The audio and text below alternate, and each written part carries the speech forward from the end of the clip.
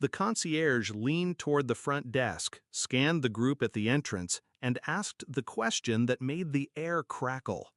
"I'm sorry, who exactly are you here to see?" Silence.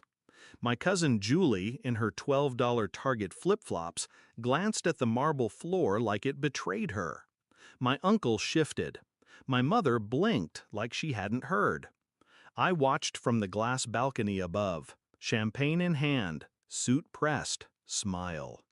After a decade of being ghosted, lied to, disinvited, and deleted, they walked into my estate like they still owned the narrative. They didn't know, but this time I wrote the ending. The last time I was invited to a family reunion, Barack Obama was in office. No one said it out loud, but after Dad died, I became the inconvenient one. Too quiet, too serious, too independent. And when I came out, softly, cautiously, just needing someone to say, "Okay, cool," they vanished like a magic trick. No texts, no calls, no seat at the table. I spent 10 years eating silence, and I learned how to chew glass with a straight face. I built my life like a weapon. Started a company from the same basement they once said smelled like failure. Sold it for 8 figures. Bought the beachfront estate in my mother's favorite vacation town, and never told her. The same ocean, a better view. They didn't ask how I was doing. They just watched from a distance and assumed I was still the same soft kid with no spine.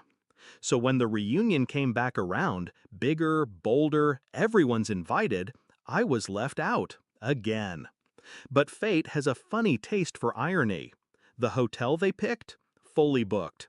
Every venue in town? Rented. By me. I had 3 properties lined up.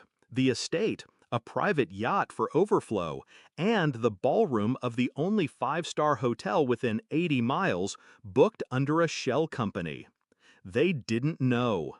They wouldn't until they had nowhere else to go. That's when the texts started. "Hey, long time. You still live near the beach, right?" I let them pile up, unread, unanswered, until the day before the reunion when I sent one group message. "My place is open. Bring sunscreen. No apology needed. Just strategy." They walked in like they belonged, even brought matching shirts. "Reunion 25. Family is forever." Cute. Except I had already briefed my staff. Everyone was to be polite, professional, and ask each guest who they were here to see. No one was on the list. I watched them squirm. My sister finally spoke up. She hadn't texted me since 2017. "We're here to see, Michael. He said we could come." The concierge checked the tablet. "Michael?" he asked. "Mr. Reyes?" She nodded like we shared a last name. "Mr. Reyes owns this estate. May I ask your relation to him?" She opened her mouth, then closed it. That was the moment. The exact second the cracks started forming. I stepped out onto the balcony, slow and deliberate, letting them see me. Silence rolled over the room like a thundercloud. Then I smiled. Small, controlled, dangerous. "Let them in," I told the concierge. "They've come all this way." My mother looked up, eyes glassy. She smiled like she'd just spotted a long-lost child. "Mikey." "Michael," I said, walking past her. "We're using full names today." I let them enjoy the view. Let them sip the wine they couldn't pronounce. Eat the catered seafood they never paid for. Pose for pictures in front of my pool like they built the place. Then, after dinner, when the sky turned copper, I tapped my glass. I'd like to say a few words. They turned, expecting gratitude or forgiveness. They got the truth. I spent 10 years being invisible to this family, not because I left, but because I made you uncomfortable.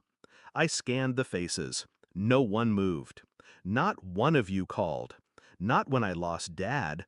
Not when I launched my company. Not even when I tried to come home. Julie looked down. My sister shifted.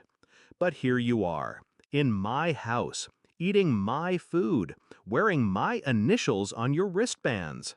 A few people chuckled nervously. I didn't. This isn't a family reunion, I said, stepping closer. It's a funeral, for the version of me who needed your approval. My mother whispered my name. I cut her off. This isn't anger, it's clarity. You didn't just lose touch, you let go. And I stopped waiting for you to reach back. I raised my glass. So drink, laugh, take your photos, because after tonight, this door doesn't open again. Pause. This isn't revenge. It's closure. I walked away before they could respond, left them in the glow of the lights they didn't turn on, under a roof they didn't help build. That night, as they filed out, silent and small, the concierge asked each of them again, "Who were you here to see?" No one answered, not a single one. I watched them go from my bedroom window. No tears, no rage, just that same calm smile.